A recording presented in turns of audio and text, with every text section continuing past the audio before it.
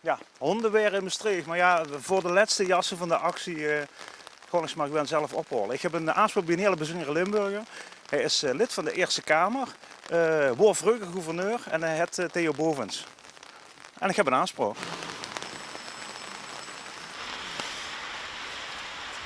We hebben een aanspraak. De deur is op. Wacht even. Joe? Theo? Ja, Meneer Bovens? ja, Oh, je zit boven. ja, ik kom. Oh jee. Ja, dat klopt Ja, inderdaad. en hoe dan? Ja, nee, ja, goed, het kind toch, ja, het kind toch. Dat was zo inderdaad voor de jassenactie. Dat Ja. klopt inderdaad, ja.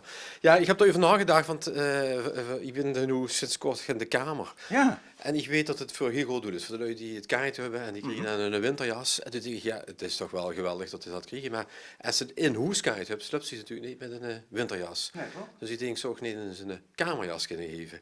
En ik denk dat je leuk kunnen oproepen en ze allemaal ook een kamerjas of een peignoir of een badjas kunnen geven. En ik denk, dit is een die is gedragen, dus ik geef die geren af. En u dan eerder een oproep om niet alleen winterjassen te geven, maar ook kamerjas. En dit is dan Dit is de eerste. En dan wordt dit gewoon de eerste. Voor nog een paar dagen, de actie gaat nog door. Dus houden we niet alleen bij winterjassen, maar kom ook met kamerjassen. Ik geef hem dicht met. Oké, de eerste kamerjas, ben benieuwd of hem gedragen.